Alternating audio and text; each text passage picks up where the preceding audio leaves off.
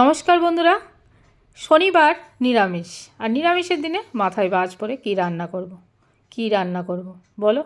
আর সেই তখনই যদি মাথায় আসে খিচুড়ি, তাহলে তো আর কোনো কথাই নেই।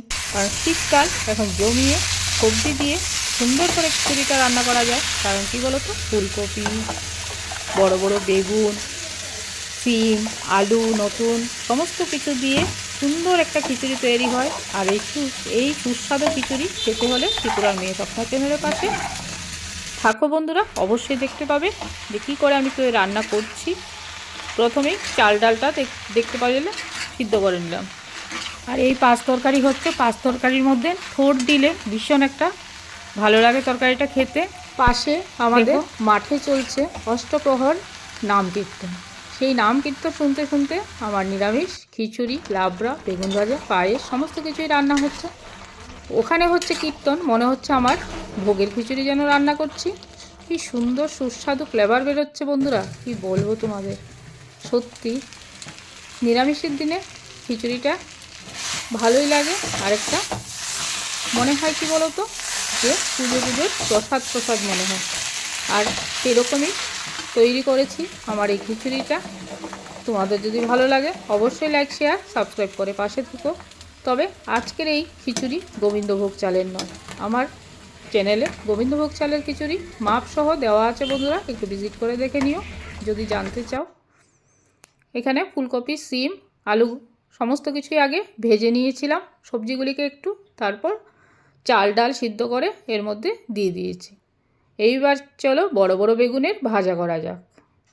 দেখো কি সুন্দর বেগুনগুলি। বেগুন ভাজাটা সেদিন আমার মেয়ে করেছিল, ও বলছিল দাও আমি ভাজাটা করে দিই, তাই বেগুন ভাজাটা ওই তৈরি করেছে। আমি খিচুড়ি, লাবড়া আর পায়েসটা তৈরি করেছিলাম। বেশ জমিয়ে খাওয়া দাওয়া। কি বলো তো, মাছ মাংস হলেই যে ভালো খাওয়া দাওয়া হয় সেটা নয়, নিরামিষের দিনেও একটু মেশিন রান্না করতে হয়। কি বলো তো, পাঁচ তরকারিটা খিচুড়ির সাথে খুবই মানায়। আর বেগুন ভাজা হলে তো কথাই নেই, সঙ্গে যদি থাকে পাঁপড়, চাটনি, তাহলে তো একদম অনুষ্ঠান বাড়ি। পুজো একটা যেন গন্ধ গন্ধ আসছে। দেখো কি সুন্দর একটা ফ্লেভার বেরিয়েছে। এবার মশলাটা কষিয়ে এখানে দিয়ে দিয়েছি, তোমরা দেখতে পাচ্ছ সামান্যই মশলা। কারণ কি বলো তো,